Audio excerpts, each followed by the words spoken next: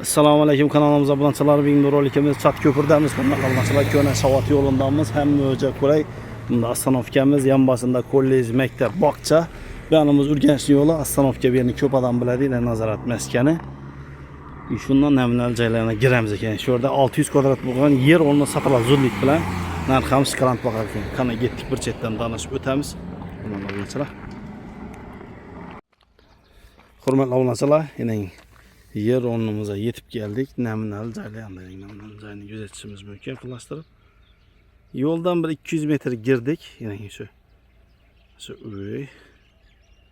Şu üy. Şundan ona geçseniz doğru yola çıkırlar. Şu yoldan girip geldik hurmatli bulançalar. Bir de yerler satıldı yine. Taşkent getip saldılar abla. Ona 20'den 400 kvadrat aldılar. 20 bu. Hurmatli bulançalar.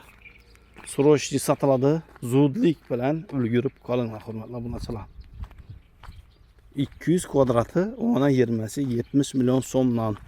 Bir yerde 600 kvadratlı yer onumuz var hurmatli bulançalar. 600 kvadratın alad olmasanız gelişelerde üstünde hocetler hem mevcut tayar. Doğru. Notarışlar beraber pulunuzı.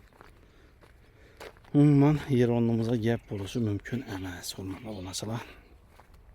Bir yerde gaz ve su hem mevcut. Zor. Gelip komşulardan sürüştürüşleriniz mümkün.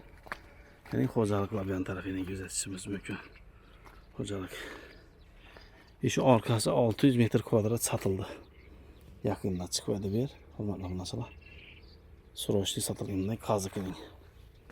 Şundan paxsalca 600 kvadratı satıladı hurmatli bulançalar. Hayırı özlerindeki eken.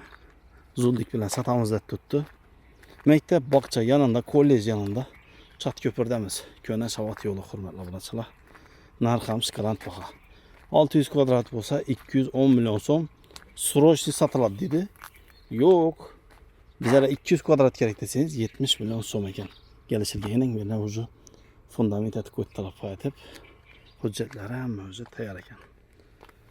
Promoya gelen egelerin numarini kokkuyamız doğru üzeriyiz. Gepleşip, savdalaşıp üstünde gelişip alabilese. Ülgürüp kalınlar. Yer onu arzan sonra bulançalarımız için zor var yani. Hurmatli bulançalar, keyingi rollerde görüşünce demiş sağ olun, aman bulun. Podpis etse kılmalı, podpis etse kılsın, like basın. Selamet olun, keyingi rollerde görüşünce.